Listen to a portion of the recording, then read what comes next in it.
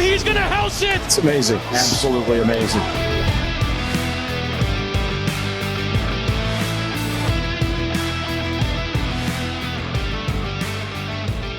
What's going on, everybody, and welcome to another Angle of Pursuit podcast, your fantasy football, sports betting, and NASCAR home. Here with your Week 3 recap / Week 4 look ahead. Helping me break it all down, it's my co-host, Brian Twining. What's up, Brian? What's up, Kyle? It was a very mixed bag of picks this Sunday. Let's just say that player props have not been friendly to me over the first couple of weeks. No, they are very fickle, and you're really relying on the coach to not be a complete knucklehead or to scheme a game a certain way. But there is always potential for them, and we are going to, I think, at least for me, I will try and include a few more each week, just because I think they're fun. I think they're an interesting way to attack a game, and as we mentioned on the Week 3 Best Bets show, they oftentimes have lower limits, but that doesn't really affect us because we're not betting hundreds of thousands of dollars. Yeah. So let's recap the week that was, and we'll talk about kind of where we sit. So right now I'm 11-7 on the season. Seahawks was a loss. That was frustrating. Bears, Matt Nagy needs to go. He's Adam Gase. He is Jeff Fisher. Dude has no idea. And he got the job because of what Patrick Mahomes basically was doing in Kansas City, and he just rode his coattails like Adam Gase did in Denver. And it's absurd what they're doing to Justin Fields. I mean, in his defense, they were basically turnstiles on the offensive line yesterday. I mean, Justin Fields had less than 2 seconds to get the ball out. I forget who said it, but it was like the Bears don't actually have an offensive line; they just have a hologram of an offensive line. But like Myles Garrett wasn't even being like he was elevated to the quarterback several times. Myles Garrett, the best defender, like put Cole Kmet over there to chip block, put David Montgomery over there to help. Like figure something out, do something different. Don't go or move the pocket away from Myles Garrett. Give your offensive line a chance to succeed. The few times that they did roll away, it was to Fields' left. It was almost as if Cleveland was preventing the Bears from using Fields' mobility in those rollout situations by using Garrett as the left side end. Because the Browns, like the Bears should have kept that game a little tighter. But the Browns didn't blow anyone out. It was fairly close early. Yeah. I mean, because their defense is legit. The Bears have a good defense, but when you're consistently giving teams the ball at their own 40 and further, like eventually you're going to crack. The Dolphins, I love that game. It was not an easy win. The Dolphins kicked a couple field goals, and I kept waiting for the Raiders to score the game-winning touchdown and for me to not cover, but they covered. I had it at 3.5 on the show. We had it at 4.5 because it was a better number. Chargers, that was probably my easiest bet of the day. Even though it did feel sketchy at points. Not only did they cover, but they won outright. In terms of my quarterback rushing props, I went 2 for 2. Trevor Lawrence was a win. Daniel Jones was a win. Jameson, Jared Goff were losses. And then Marquez Valdez-Scantling. I one play. First quarter. Easiest win of the season. Maybe not the easiest because we had a nice one in week 1 with the Saints. But so that was easy. And then obviously with the Saints, they didn't make my card. I probably should have. But just ping pong with them each week. I can tell you right now I'm going to be going against them because they look great in 1 week. They get too many points the next week. They fail to cover. They look like trash. They get too many points the other way. They cover with ease. So that is something I will probably be just auto betting until it fails me because it was glorious. Your first half team total for the Cardinals was a loss. Gosh, what the hell were they doing in that first half, dude? I don't know. These first half team totals are just not working so much. The under in the Giants Falcons was beautiful. That was an easy win. Turnover machine Daniel Jones turned up. I don't know how the Giants didn't win that game. You hit another teaser. Ravens -1.5. Thanks to Thank the Lord. Thank you, Justin Tucker. 66-yarder to win. Bills -1.5. That was cake. Seahawks Vikings that stayed under, and the Rams won outright. So you had +7.5. That was a nice win. You still have the under 52 in tonight's Eagles Cowboys game. Dan Arnold did not find the end zone. Tyson Williams did not go over his player prop. Najee Harris went under and also saw 19 targets for some reason. That is Deontay Johnson out. Najee Harris is now the underneath low ADOT pass catcher. Well, it definitely helped too. Well, I don't want to say help because you never want to say like a positive thing about somebody being injured. But when Juju Smith-Schuster left the game, and I think it was early in the third quarter, like that definitely played into the fact that they were going to give the ball to Harris. Tyreek has been slow to get going. I expect some big games for him. I think targeting his player props the next few weeks is the move. And then Alvin Kamara, who had 3 receptions, I believe, middle of the first quarter, maybe Dude, second. I think it was like the first drive he had at least 2. I remember firing off a tweet saying we're gonna get 3 catches for Kamara, and well, he did fail to go over 4.5. So it was a mixed bag for sure. Brian is 10-9 on the season. Like I said, I'm 11-7. Brian's 2-1 on his best bets. I'm 1-2.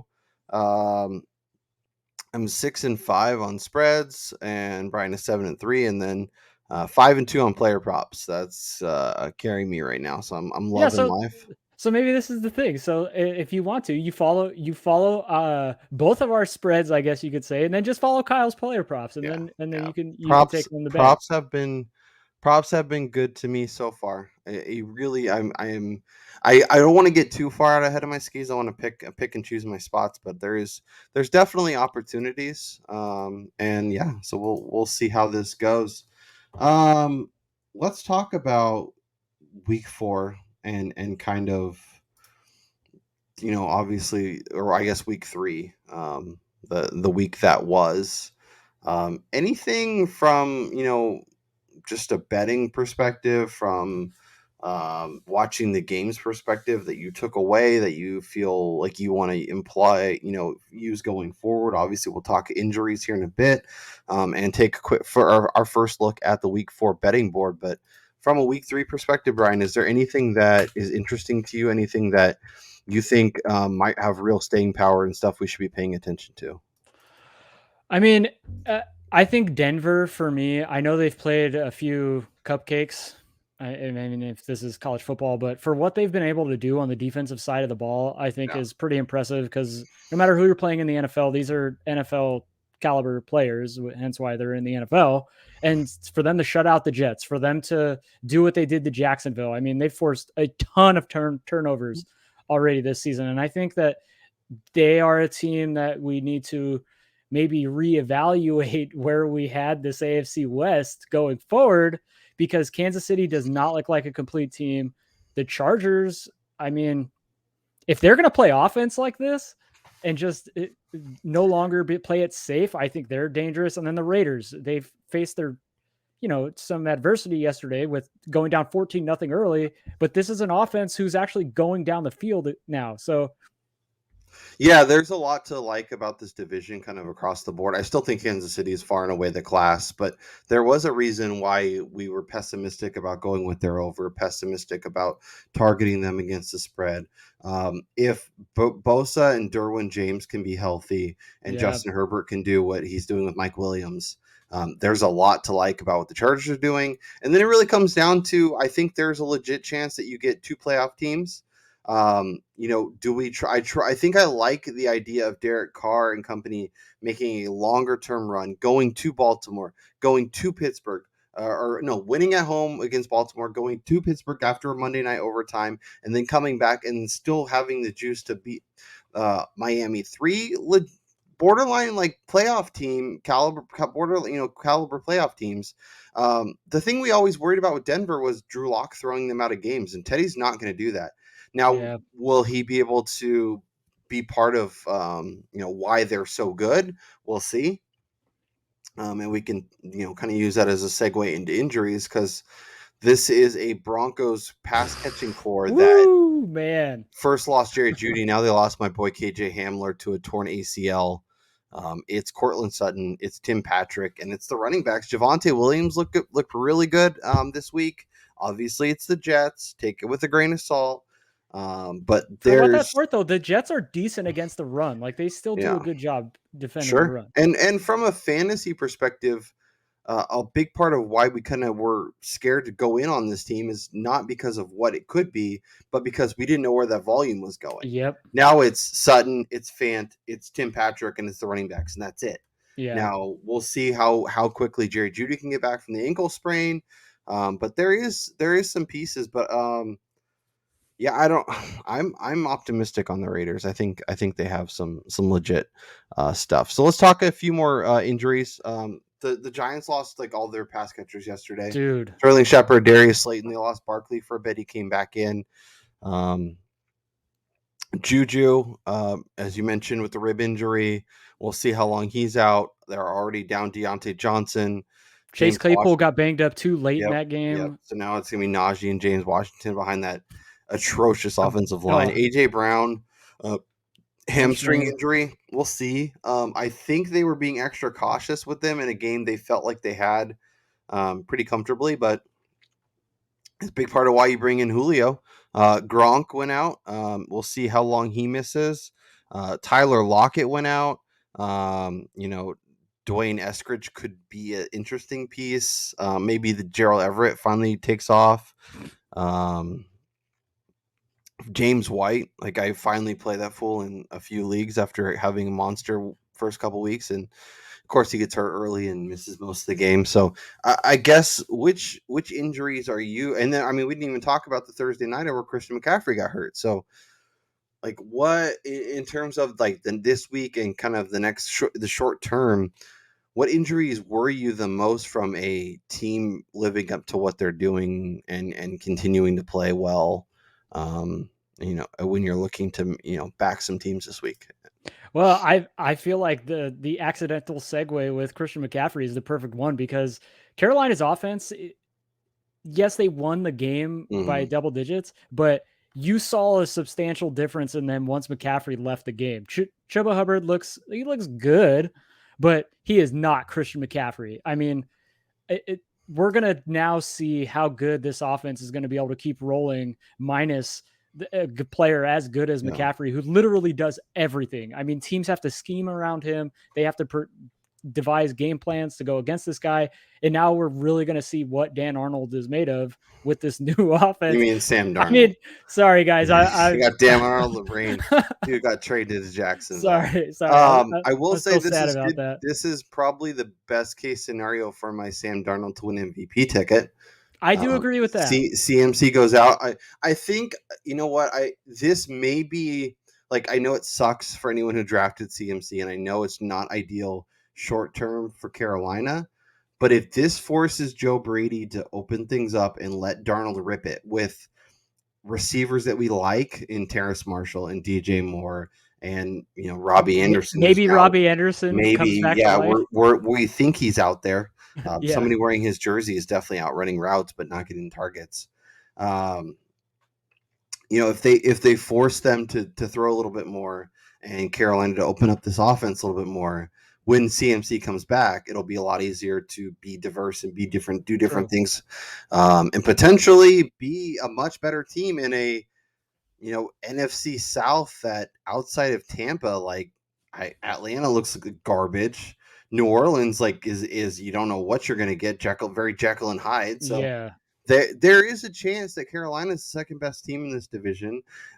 With the extra playoff team, maybe they're a team that, kind of jumps up and makes a playoff run. And, I think this will be interesting. And with the Cowboys coming off of a Monday night game against Philly, it'll be an interesting spot for Carolina on the road. Yeah, I think it's definitely going to be a test for both of the teams because, I'm sure the Cowboys are getting up really big on this for this Monday night game. It's Dak's first game at home after his injury, and then having the short week of rest against the Carolina team coming off of a Thursday night game who has an extra 4 days of preparation and rest. It'll be a really intriguing matchup, especially because it's in the early slate. So it's an even shorter duration for the Dallas to prepare. But that being said, the fact that McCaffrey's not there, it definitely enhances their ability of coming up with a defensive game plan against the Panthers. Yeah. I think the Tyler Lockett injury is kind of a big deal for Seattle. I think just being able to have the the thunder and lightning that is DK Yeah. and Lockett to kind of pick and choose, find opportunities to attack the defense, lean a little more on Russell. I feel like at least while Lockett's out, we'll get a lot more Chris Carson, and kind of see how that goes. Trying to find Seattle this week. They go to San Francisco Yeah. without See. Tyler Lockett. This line opened up at 3.5. It's now 2.5 in some spots. 30% of the bets as of Monday are on the Niners. I think this could be a line that, we'll talk some games to bet now, but I think if you can get the Niners inside a field goal Yeah. after some of the offensive woes that seemed to fix themselves last night against Green Bay, that the Niners could be a team offensively that's trending in the right direction. And we know how good their defense can be. And now Seattle comes in after a road trip to Minnesota. They go to San Francisco a little banged up. Obviously, division matchup, you never know, but that could be an interesting opportunity. Yeah, no, I think this is a really intriguing game from a betting perspective, because if the trends continue and you get this closer to 2, or, underneath a field goal for the 49ers at home, I think is a great spot for them, Yeah. because Seattle, I think the thing that hurts them the most on offense is that because they are so predicated on those deep shots, and you saw it the first 2 weeks. This is not an efficient kind of, oh, let's run after the catch. It's, we're going deep. It's 40-yard bombs in the air. It's Tyler Lockett running past defenders, and now that that's gone, I mean, this passing game is going to be funneled through DK Metcalf, which is, I mean, he's superhuman, but if there's only one guy out there, that's pretty easy to kind of defend or come up with a game plan to stop that. And Seattle, I mean, we're a decade removed almost. The Legion of Boom is gone. This defense is horrible. And San Francisco is going to probably be able to just road grade them all day and control the clock, keep the ball out of Russell's hands, limit turnovers. I like San Francisco in this spot, but I'm curious to see if I can get this at a lower number. Yeah, I think if I can get it at less than a field goal, I think I will hammer that. At 3, I will be patient and see. Where are you at with Minnesota? Obviously, the Dalvin Cook injury, Alexander Madison stepped in a big way and looked really good. A big They part of did this why last year, though, a lot of to people take him Seattle. in fantasy. The Seattle, or Minnesota rather, makes a field goal last week. They beat Arizona, then they beat Seattle. That's 2-1. That's two wins against arguably the best division in football. But it's like, well, okay, their offense looks good, and they've had their moments where it's been impressive, but they're also 1-2, and there's enough question marks on the back end. So, as you think about the Vikings kind of going forward, are they a team you're interested in targeting? Are you interested in fading them, or are you just kind of wait and see and kind of see what happens over the next couple weeks? I mean, they definitely surprised me this week. I did not see this game coming with Seattle as the favorite. Pete Carroll, we gave all the numbers. He killed Zimmer. Seattle had won so many games Russell on the Wilson road. But destroys Kirk Cousins. yeah, Pete Carroll 18-8 off a loss, and the Vikings are home again this week. They're welcoming that Browns team while they're off. Their defense is impressive, and they can run the ball. They haven't shown a ton through the air, and the Vikings are now 2-point underdogs at home. Interesting spot.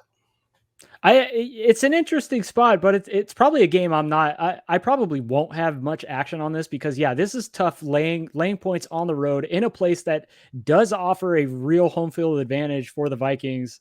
But Cleveland is the kind of team, like, they're built in a way to be able to sustain the home field advantage here. I mean, because they want to run the ball, they want to keep the ball out of the opposing team's hands. You kind of take the air out of the building by doing that. And the Browns, for as kind of crappy as they've looked, I mean, that's a sign of good teams. Like, you play bad games and you still win by double digits. And I mean, I was really high on Cleveland coming into this season. So as they get healthier, I really think that the Browns are going to be one of the best teams in the NFL. And so I'll probably be avoiding this as a favorite on the road. But as far as Minnesota goes, I just don't know which defense we're going to see on a week to week basis. I mean, because this was more reminiscent of an old Mike Zimmer defense when he first took over there, as opposed to what we've seen the last 2 years where they were just getting smashed by opposing offenses. So I just don't know what we're going to see yet, and I want to see them put together a few consecutive weeks of performing at that level. Sure. Let's use this as a jumping ahead point and look at the week 4 betting board, because I think there is some interesting numbers. As I've mentioned, I do my own, I project a line basically, see what the actual line is and find some difference. There was 3 numbers that really made a huge impression on me. I guess 4. Minnesota Cleveland was one. I expected the Vikings to be a 3.5 point favorite. They are an underdog. So that tells me play the Vikings. I'm not sure I'm going to do that as of today, but I think if the steam keeps pushing the Browns, I will be on board. I was shocked to see Buffalo as a 17-point favorite against Houston. That is I know Houston is bad and Davis Mills looks bad, and I probably shouldn't be, but after Buffalo, rolled. I mean, I guess we should just like Buffalo's a dominant team against bad teams. We've seen it 2 weeks in a row. Should probably just roll with that. Stop overthinking it. And then Washington being a underdog against Atlanta. Like Atlanta is potentially the worst team in football. What are we doing? Yeah, I think they're playing too much into the fact that Washington's played 2 weeks ago against the Giants, they almost lost that game, and the Giants look bad. And then last week against Buffalo, they got, rolled. But Washington's clearly the better football team, and Atlanta doesn't really offer a visiting. And as I say that, Brian, the line has moved the other way with 56% of the bets and 94% of the money coming in Washington. So it's because everybody sees it. I'm clearly not missing that. The other line that I wanted to get your thoughts on, the Jets are hosting Tennessee. Give me I'm laying the points. I will continue to hammer anything against the Jets until I see anything. I made what did I make? I made the Jets 13.5 point underdogs at home. It's inside a touchdown. The Titans have not looked amazing.